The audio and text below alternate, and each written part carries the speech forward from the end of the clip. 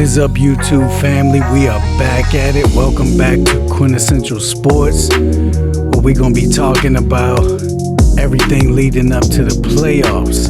We are getting to the nitty gritty, y'all. And it was Christmas weekend. I hope you all had a great holidays. And now we're heading into the new year. And this is the sum up of what's going down in the NFL. Getting ready for the playoffs. So let's get right into it. You had the Saints at the Rams.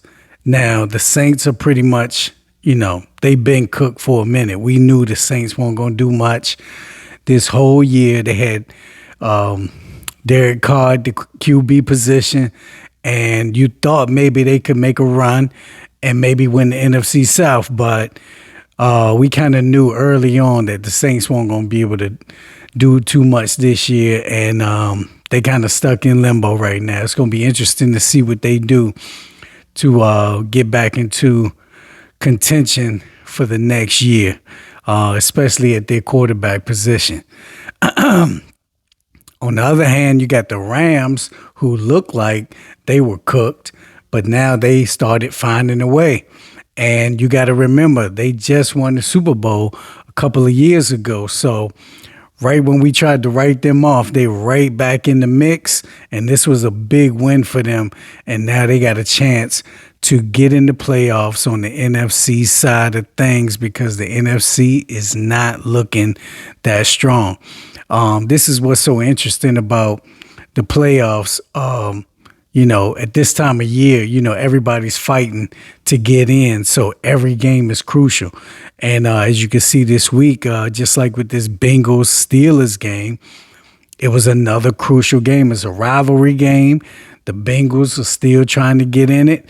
And they're playing on the road against Pittsburgh, who Pittsburgh was looking real shaky these last couple of weeks. I think they had lost 3 in a row. So you didn't know which team was going to show up. And the Steelers came out and put it on the Cincinnati Bengals' ass, which totally came out of nowhere. But you got to commend Mike Tomlin. A lot of people are trying to write him off, and they're forgetting who Mike Tomlin really is. He's never had a losing record his whole tenure. So the Steelers are right back in the mix. It's going to be interesting to see how this is going to go these last couple of weeks. You got the Bills at the Chargers. Everybody's wondering what the Chargers are going to do. Every time they play at home, it's like, man, y'all going to keep losing games or what? They fired their coach, so everybody wanted to see what they were going to do without him, and they came out and they put up a fight. They only lost by 2 points, but the Bills are hot again, and the Bills look like they are really trying to make the playoffs, and if they do make the playoffs, nobody really going to want to see them. They've been playing real good. Watch out for Buffalo. They still got a little chance. They fighting. I don't think they're going to make it to the Super Bowl, but to see them in the playoffs, it's going to be exciting, and to see if they can catch somebody off guard. Commanders at the Jets. I mean, that was a crazy game. Nobody really cares about this game, but as far as entertainment purposes, if you really love football, it was wild to watch this game and see the Jets come out and just jump all over them in the first half, and it looked like a blowout city by halftime. And then the second half comes, and it's a total flip-flop of everything that had just happened in the first half. It was the opposite happened in the second half. The Commanders came out and jumped all over them. But at the end, the Jets pulled it out right at the end. And Ron Rivera, once again, blew another game with his coaching decisions, and he's pretty much cooked. He's out of there. It's crazy to think that the Commanders are worse now than when Ron Rivera first got there. So he's been there, 4 or 5 years, and he's leaving with them worse than they were before he got there. That's crazy to me. They got all those Alabama players. They had Sweat. They had Chase Young. They got McLaurin, and they suck. It's just crazy, y'all. You just cannot figure out what's wrong with the Washington Commanders. I used to think that there was a Native American curse on them or a Daniel Snyder curse.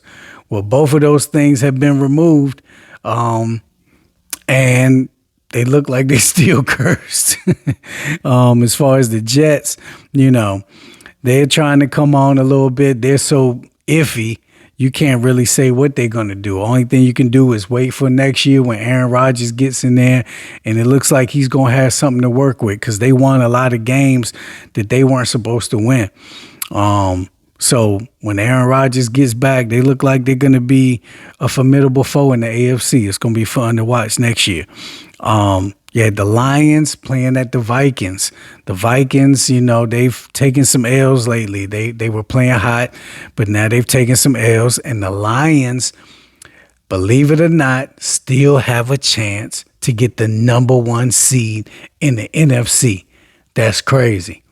But, because they lost, like 3 games in a row. But the thing about the Lions is now they're playing their best ball right when you want to be playing your best ball, right at the end, going into the playoffs. We're going to see what they can do these last couple of weeks to finish the year off and see what playoff spot they're going to get. Anybody they play is going to be real interesting. And there's word that there's a chance that they might be able to play Stafford and the Rams in the playoffs. That's going to be exciting. They might play Dallas. Whoever they play, it's going to be fun because we haven't seen Detroit in the mix like this for a minute. And we're going to see what they really made of. If they get home field advantage, watch out. Watch out for the Lions. You got the Browns at the Texans. ever since CJ Stroud has been out, the Texans have been a shell of themselves. But the word is he'll probably come back for this next game. So we'll see how that goes. The Browns have been on fire, man. Joe Flacco, shout out to Joe, man. Joe been doing his thing. This is crazy. It's good to see because, like I said last week, a lot of people wrote him off like he was, in retirement mode, but he's rejuvenated his career, and it's cool to see. I'm anxious to see the Browns in the playoffs. Ain't nobody going to want to see the Browns, yo. They got a crazy defense, and now with Joe doing his thing, they might catch somebody sleeping in the playoffs. It's going to be crazy. Packers at the Panthers. Panthers put up a fight, but Packers did what they had to do and went on the road and got that win. But nobody's really expecting anything from either one of these teams. We know Panthers are going to get the number 1 pick. And it's like I said before, I still think they should get a QB. The Seahawks at the Titans. This is one of those flip a coin games where you don't know which team is going to show up. I did pick the Seahawks for this one because the way that they won last week, beating Philly, that was big. That was big. And I felt like they were going to ride that momentum into this week. And they did. They pulled out a 3-point win on the Titans. Now, this next game, I totally got wrong. The Colts have been whipping ass and taking names for a minute. And then they go to Atlanta with the Falcons playing Heineke and got their ass whipped by Taylor Heineke. Heineke is my dude. I should not have picked against the Falcons, but the Falcons hadn't really been playing up to par. And they come out of nowhere and just put a beat down on the Colts. It's so hard to pick these games this year. You don't know which teams are going to show up from week to week. Next game, you had Jacksonville at the Buccaneers. I picked Tampa Bay because, of course, they've been playing good as of late. Baker Mayfield been doing his thing. It's good to see him rejuvenating his career down there in Tampa Bay. Hadn't been a lot of pressure on him. It looks like they're going to take that NFC South title. And they got it done at home. They put a hurting on Jacksonville. Jacksonville falling off bad. The Cowboys at the Dolphins. Now, majority of the people picked the Dolphins to win this game because they're playing at home. Dolphins are explosive, and it's December. We always know the Cowboys start choking in December. That is just not their month. They do the same thing every year for the last 26 years. Now, the Cowboys still going to go to the playoffs. They still going to have a high seed, but it just doesn't look like the Cowboys are really ready to play with the big dogs. Every time they play a big team who's a contender, they take a L. Now, they did beat the Eagles, but they caught the Eagles on that losing streak. So what are the Cowboys really made of? I think they're being exposed at the wrong time. The Cardinals at the Bears. Bears playing at home. Pretty much figured they would win, and they did. Cardinals they're just not up to par this year. It's going to be interesting to see the changes they make next year. Now, the next one, you have Patriots at the Broncos. Oh, my God. This game crushed me in the picks right here. Everybody pretty much picked Denver, though, so it didn't hurt me that bad because everybody picked the Broncos to win this game. The way the Patriots had been playing, everybody thought that the Broncos playing at home were going to come out there and do their thing. And they lose by 3, and it was such a bad loss that Sean Payton, word just came out that Sean Payton is benching Russell Wilson, and there's also word that they are going to cut Russell Wilson. It's been such a roller coaster ride with Denver because all eyes were on them to do big things in the beginning, and they came out and just took mad L's in the beginning, and it was chaos. And they were able to come together as a team and galvanize the troops, if you will, and they started pulling off some wins, and they started beating some teams, and they went on a nice winning streak. I think they beat the Chiefs, they beat Buffalo, they were doing their thing. And then all of a sudden, these last few games, they just been taking L's, and I guess Sean Payton had enough. He had enough of Russell Wilson, and they have seen enough of him at the helm. So they are benching his ass. I ain't never been a Russell Wilson fan and never believed in that dude. And now all that money that Denver paid him, they're going to have to eat a lot of those millions. He going to be sitting on crazy cash, but, it's his ego and his drive and his faith and everything that he's about. So for him to be going out like this is a crushing blow to him, even though he's going to have all the millions and he got Sierra and he got the celebrity, he is not going out the way that he would want to be going out. This is a bad look on Russell. It's a bad look on Denver management. And it's a bad look on Sean Payton because he was the one that picked Russell. He was totally wrong about this, and they're going to have to eat it. They just going to have to eat it, be done with Russell, and start from the beginning again. But he does have some pieces in order there. He's got some defense. He's got some weapons. So they just going to have to figure out their quarterback situation. But it's crazy that they are letting go of Russell Wilson after 1 year of him at the helm. Now, the crazy thing about it was everybody was on them, giving them hail, a lot of negative talk about them when they were going through that losing streak. And then the Broncos started winning again, and the other people were coming out saying, hey, y'all real quiet right now. Where all the haters at? Why y'all ain't talking no more? Well, now it's flipped back again, and all the naysayers and the haters and everybody is coming out saying, hey, we told y'all so. We told y'all that Russell Wilson was fool's gold. We told y'all the Broncos weren't about it. And here we go, man. This is wild. Yeah, the Raiders at the Chiefs, man. Now, I'm going to have to eat some crow on this one right here because I kept saying all year the Chiefs were my Super Bowl pick.